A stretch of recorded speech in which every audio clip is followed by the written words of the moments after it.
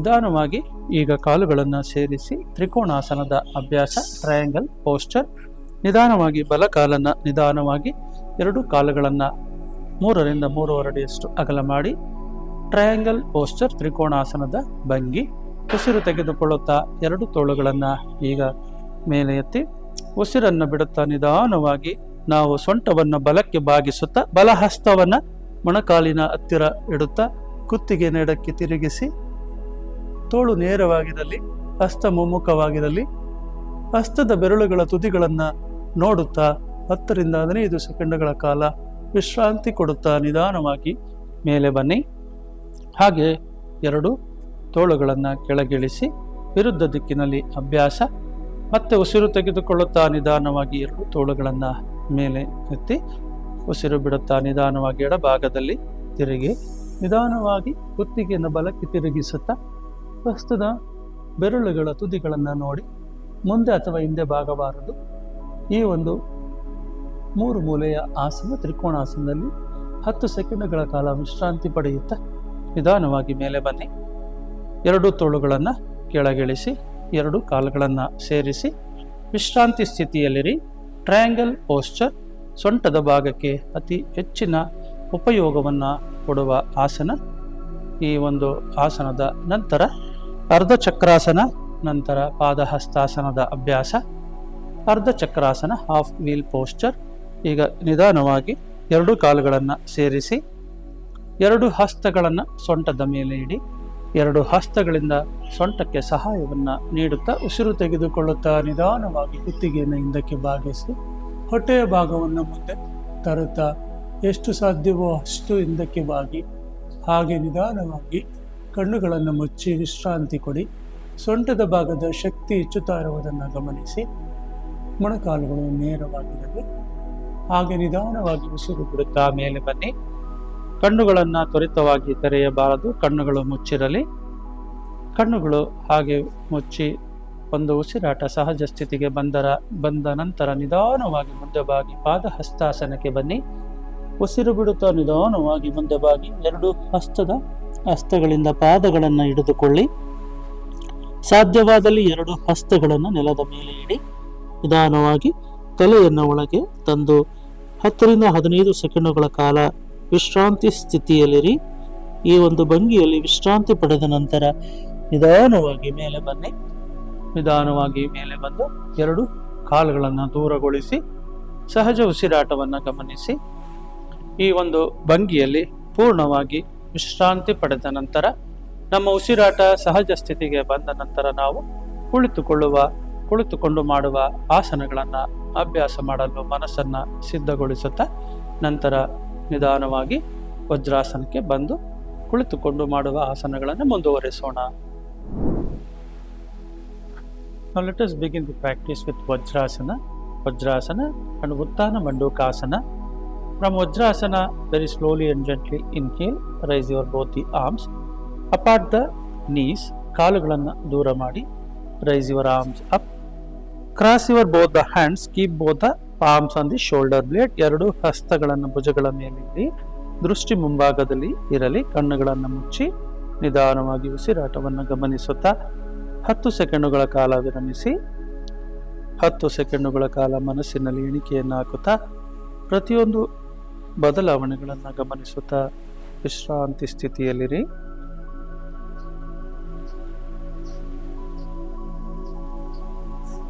ನಿಧಾನವಾಗಿ ಈಗ 2 ತೋಳುಗಳನ್ನು ಮೇಲೆ ತನ್ನಿ. ಶಶಾಂಕಾಸನ ಅಥವಾ ಅದು ಮುಖ. ನಾವು ನಿಧಾನವಾಗಿ ಮುಂದೆ ಬಾಗುತ್ತಾ 2 ತೋಳುಗಳನ್ನು ಕೆಳಗೆ ಇಳಿಸಿ ನಿಧಾನವಾಗಿ ಗದ್ದವನ್ನು ನೆಲದ ಮೇಲೆ ಇಡಿ. ವಿಶ್ರಾಂತಿ ಸ್ಥಿತಿಯಲ್ಲಿರಿ. 2 ತೋಳುಗಳನ್ನು ಮುಂದೆ ಚಾಚಿ ಸಾಧ್ಯವಾದಷ್ಟು ಹಗುರವಾದ ಗುತ್ತ ಶರೀರವನ್ನು ಗಮನಿಸಿ. ಅಧೋಮುಖ ವೀರಾಸನ ಅಥವಾ ಶಶಾಂಕಾಸನ ವೇರಿಯೇಷನ್ಸ್ ಬದಲಾವಣೆಗಳಲ್ಲಿ ಎಲ್ಲವನ್ನು ಗಮನಿಸುತ್ತಾ ನಿಧಾನವಾಗಿ ಉಸಿರು ತೆಗೆದುಕೊಳ್ಳುತ್ತಾ ಮೇಲೆ ಬನ್ನಿ. 2 ಕಾಲುಗಳನ್ನು ಸೇರಿಸುತ್ತಾ ನಿಧಾನವಾಗಿ ತೋಳುಗಳನ್ನು ಕೆಳಗಿಳಿಸಿ.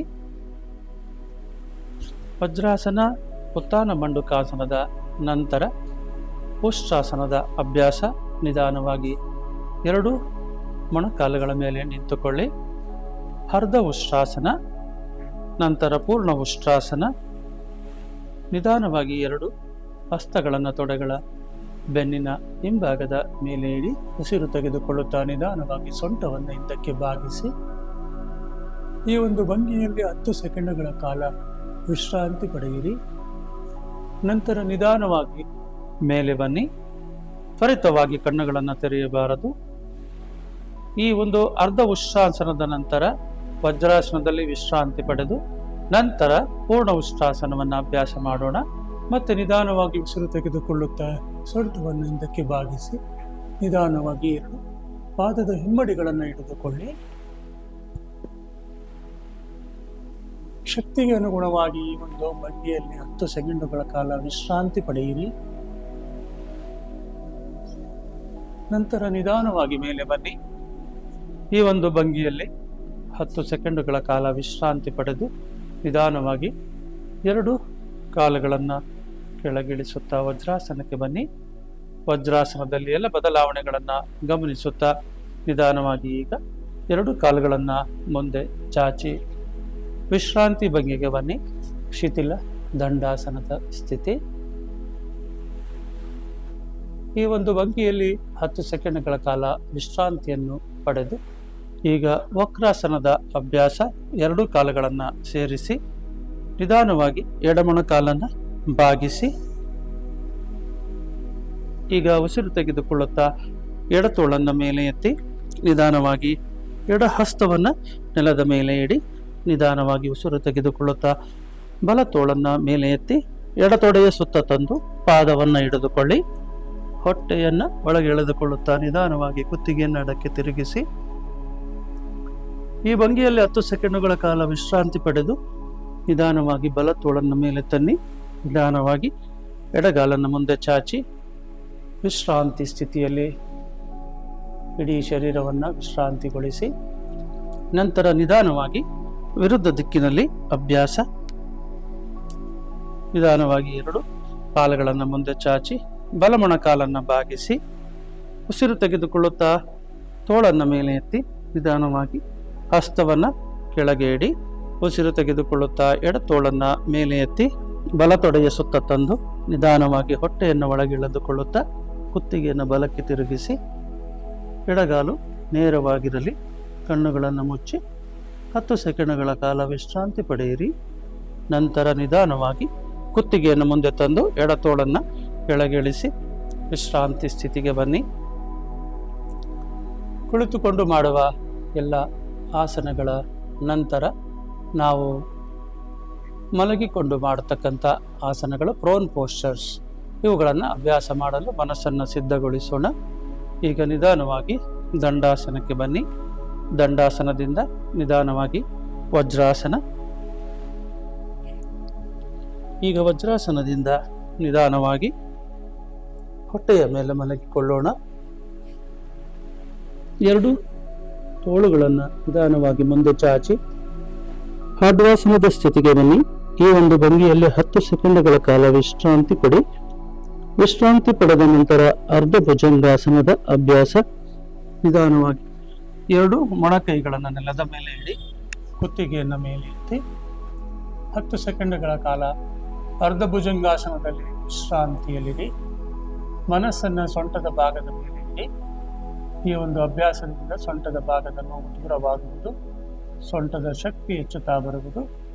ಈ ಒಂದು ಅರ್ಧ ಭುಜಂಗಾಸನದ ನಂತರ ಮಕರಾಸನಕ್ಕೆ ಬಂದು 10 ಸೆಕೆಂಡುಗಳ ಕಾಲ ವಿಶ್ರಾಂತಿಯನ್ನು ಕೊಡಿ.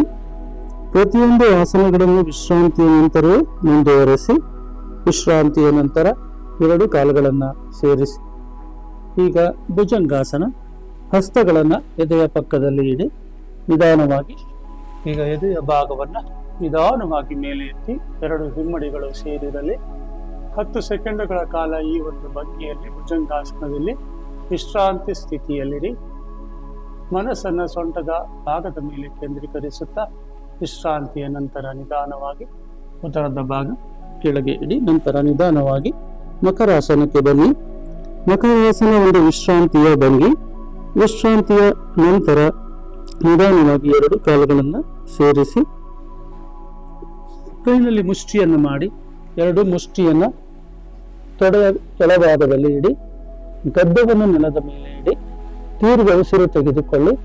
ನಂತರ ಎರಡೂ ಕಾಲುಗಳನ್ನು ಸಾಧ್ಯವಾದಷ್ಟು ಮೇಲೆ ಎತ್ತಿ ಈ ಒಂದು ಭಂಗಿಯಲ್ಲಿ 10 ಸೆಕೆಂಡ್ಗಳ ಕಾಲ ವಿಶ್ರಾಂತಿ ಕೊಡಿ. 10 ಸೆಕೆಂಡ್ಗಳ ಕಾಲ ವಿಶ್ರಾಂತಿಯ ನಂತರ ನಿಧಾನವಾಗಿ ಎರಡೂ ಕಾಲುಗಳನ್ನು ಕೆಳಗಿಳಿಸಿ ನಂತರ ನಿಧಾನವಾಗಿ ಮಕರಾಸನಕ್ಕೆ ಬನ್ನಿ. ಮಕರಾಸನದಲ್ಲಿ 10 ಸೆಕೆಂಡ್ಗಳ ಕಾಲ ವಿಶ್ರಾಂತಿಯನ್ನು ಪಡೆದು ನಂತರ ಬೆನ್ನಿನ ಮೇಲೆ ಮಾಡತಕ್ಕಂಥ ಆಸನಗಳನ್ನು ಅಭ್ಯಾಸ ಮಾಡಲು ಮನಸ್ಸನ್ನು ಸಿದ್ಧಗೊಳಿಸಿ ಸಹಜ ಉಸಿರಾಟ ಬಂದ ನಂತರ ನಿಧಾನವಾಗಿ ಎರಡು ಕಾಲುಗಳನ್ನು ಸೇರಿಸಿ ಈಗ ಬೆನ್ನಿನ ಮೇಲೆ ಮಲಗಿಕೊಳ್ಳೋಣ. ಬೆನ್ನಿನ ಮೇಲೆ ಮಾಡತಕ್ಕಂಥ ಆಸನಗಳು, ಮೊದಲು ಶವಾಸನದಲ್ಲಿ ಶರೀರವನ್ನು ಗಮನಿಸುತ್ತಾ ವಿಶ್ರಾಂತಿಯನ್ನು ಪಡೆಯಿರಿ. ವಿಶ್ರಾಂತಿಯನ್ನು ಪಡೆದ ನಂತರ ಕಾಲುಗಳನ್ನು ಸೇರಿಸಿ ಉತ್ಥಾನ ಪಾದಾಸನ ಒಂದು ಪ್ರಥಮ ಭಾಗ. ನಿಧಾನವಾಗಿ ಎರಡು ಕಾಲುಗಳನ್ನು 45 ಡಿಗ್ರಿ ಕೋನದಲ್ಲಿ ಮೇಲೆ ಎತ್ತಿ ಈ ಒಂದು ಭಂಗಿಯಲ್ಲಿ 10 ಸೆಕೆಂಡ್ಗಳ ಕಾಲ ಹಾಗೆ ಸಹಜ ಉಸಿರಾಟ ಗಮನಿಸುತ್ತಾ ವಿಶ್ರಾಂತಿಯನ್ನು ಪಡೆಯಿರಿ. ಈ ಒಂದು ಭಂಗಿಯ ನಂತರ ನಿಧಾನವಾಗಿ ಕಾಲುಗಳನ್ನು ಕೆಳಗಿಳಿಸಿ ಉಸಿರಾಟ ಗಮನಿಸಿ ಉದರದ ಶಕ್ತಿಯನ್ನು ಗಮನಿಸುತ್ತಾ 10 ಸೆಕೆಂಡ್ಗಳ ಕಾಲ ವಿಶ್ರಾಂತಿ ಪಡೆಯಿರಿ. ನಂತರ ಉತ್ಥಾನ ಪಾದಾಸನದ ಮೂರನೆಯ ಭಾಗ. ನಿಧಾನವಾಗಿ ಈಗ ಉಸಿರು ತೆಗೆದುಕೊಳ್ಳುತ್ತಾ ಕಾಲುಗಳನ್ನು ಮೇಲೆ ಎತ್ತಿ ಎರಡೂ ಕಾಲುಗಳನ್ನು 90 ಡಿಗ್ರಿ ಕೋನದಲ್ಲಿ ನೇರವಾಗಿ ನಿಲ್ಲಿಸಿ ಇದು ಉದರದ ಭಾಗದ ಶಕ್ತಿಯನ್ನು ಹೆಚ್ಚಿಸುವುದು. ಈ ಒಂದು ಭಂಗಿಯಲ್ಲಿ 10 ಸೆಕೆಂಡ್ಗಳ ಕಾಲ ವಿಶ್ರಾಂತಿ ಪಡೆಯುತ್ತಾ ನಿಧಾನವಾಗಿ ಕಾಲನ್ನು ಕೆಳಗಿಳಿಸಿ ವಿಶ್ರಾಂತಿ ಸ್ಥಿತಿಗೆ ಬನ್ನಿ. ಪ್ರತಿಯೊಂದು ಆಸನಗಳ ಅಭ್ಯಾಸದ ನಂತರ ಸಾಧ್ಯವಾದಷ್ಟು ವಿಶ್ರಾಂತಿಯನ್ನು ಕೊಡಿ. ಸಹಜ ಉಸಿರಾಟದ ಸ್ಥಿತಿಗೆ ಬಂದ ನಂತರ ಅರ್ಧ ಹಲಾಸನ. ಹಲಾಸನದ ಭಂಗಿಯಲ್ಲಿ ಕಾಲುಗಳನ್ನು ಸೇರಿಸಿ ನಿಧಾನವಾಗಿ ಕಾಲುಗಳನ್ನು ಮಡಿಸುತ್ತಾ ಎರಡು ಕಾಲುಗಳನ್ನು ಮೇಲೆ ಎತ್ತಿ ಸೊಂಟವನ್ನು ಹಿಡಿದುಕೊಳ್ಳಿ. ಸೊಂಟವನ್ನು ನಿಧಾನವಾಗಿ ಮೇಲೆ ಎತ್ತಿ ಸಾಧ್ಯವಾದಷ್ಟು ಕಾಲುಗಳು ನೇರವಾಗಿರುವಂತೆ ಇರಿಸಿ, ನೆಲಕ್ಕೆ ಸಮಾನಾಂತರವಾಗಿರುವಂತೆ ಇರಿಸಿ. ಈ ಒಂದು ಭಂಗಿಯಲ್ಲಿ ಇರಲು ಪ್ರಯತ್ನಿಸಿ. ಸಾಧ್ಯವಾಗದಿದ್ದಲ್ಲಿ ಈ ರೀತಿಯಲ್ಲಿ ಕೂಡ ಅರ್ಧ ಹಲಾಸನವನ್ನು ಮಾಡಬಹುದು. ಶಕ್ತಿಗೆ ಅನುಗುಣವಾಗಿ ಸೊಂಟದ ನೋವಿಲ್ಲದಿದ್ದಲ್ಲಿ ಈ ಒಂದು ಅಭ್ಯಾಸ ಗುರುಗಳ ಮೂಲಕ ಕ್ರಮೇಣವಾಗಿ ನುರಿತ ನಂತರ ಪೂರ್ಣ ಹಲಾಸನವನ್ನು ಅಭ್ಯಾಸ ಮಾಡಬಹುದು. ನಂತರ ನಿಧಾನವಾಗಿ ಎರಡು ಕಾಲುಗಳನ್ನು ಉತ್ಥಾನ ಪಾದಾಸನದ ಸ್ಥಿತಿಗೆ ತನ್ನಿ. ನಿಧಾನವಾಗಿ ಎರಡು ಕಾಲುಗಳನ್ನು ಕೆಳಗಿಳಿಸಿ ಶವಾಸನಕ್ಕೆ ಬನ್ನಿ. ಈ ಒಂದು ಶವಾಸನದಲ್ಲಿ ನಿಧಾನವಾಗಿ ನಮ್ಮ ಉದರದ ಮಾಂಸಖಂಡಗಳ ಚಲನೆಯನ್ನು ಗಮನಿಸುತ್ತಾ ಸಹಜ ಉಸಿರಾಟವನ್ನು ಅನುಭವಿಸಿ ಶರೀರವು ವಿಶ್ರಾಂತಿ ಪಡೆಯುವುದನ್ನು ಗಮನಿಸುತ್ತಾ ಈಗ ನಿಧಾನವಾಗಿ ಸೇತುಬಂಧಾಸನದ ಅಭ್ಯಾಸವನ್ನು ಪ್ರಾರಂಭಿಸೋಣ. ಮೊಣಕಾಲನ್ನು ಮಡಿಸಿ, ಎಡಮೊಣಕಾಲನ್ನು ಮಡಿಸಿ ಎರಡು ಹಿಮ್ಮಡಿಗಳನ್ನು ಪುಷ್ಟದ ಹತ್ತಿರ ತನ್ನಿ. ಹಿಮ್ಮಡಿಗಳನ್ನು ಹಿಡಿದುಕೊಳ್ಳುತ್ತಾ ನಿಧಾನವಾಗಿ ಸೊಂಟವನ್ನು ಮೇಲೆ ಎತ್ತಿ, ಎಷ್ಟು ಸಾಧ್ಯವೋ ಅಷ್ಟು ಸೊಂಟವನ್ನು ಮೇಲೆ ಎತ್ತಿ ಸೇತುಬಂಧಾಸನ.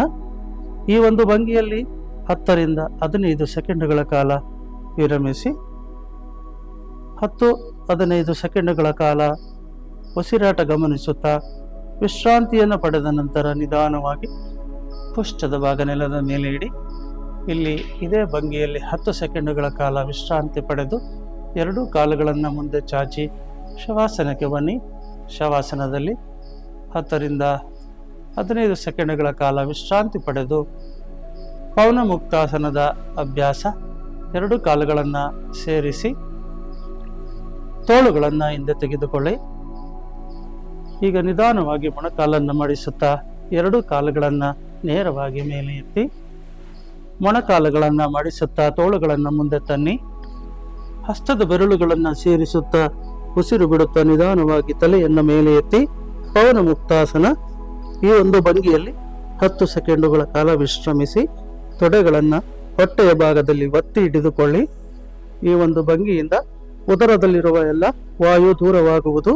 ಹೊರಹೋಗುವುದು. ನಂತರ ನಿಧಾನವಾಗಿ ತಲೆಯನ್ನು ಕೆಳಗಿಳಿಸಿ ತೋಳುಗಳನ್ನು ಹಿಂದೆ ತೆಗೆದುಕೊಳ್ಳಿ, ಕಾಲುಗಳನ್ನು ಮೇಲೆ ಎತ್ತಿ ನಿಧಾನವಾಗಿ ಈಗ 2 ಕಾಲುಗಳನ್ನು ಕೆಳಗಿಳಿಸಿ ತೋಳುಗಳನ್ನು ಮುಂದೆ ತಂದು ಪೂರ್ಣ ವಿಶ್ರಾಂತಿಯನ್ನು ಪಡೆಯೋದು. ಶವಾಸನದಲ್ಲಿ ಪೂರ್ಣವಾದ ಒಂದು ವಿಶ್ರಾಂತಿಯನ್ನು ಪಡೆಯಿರಿ.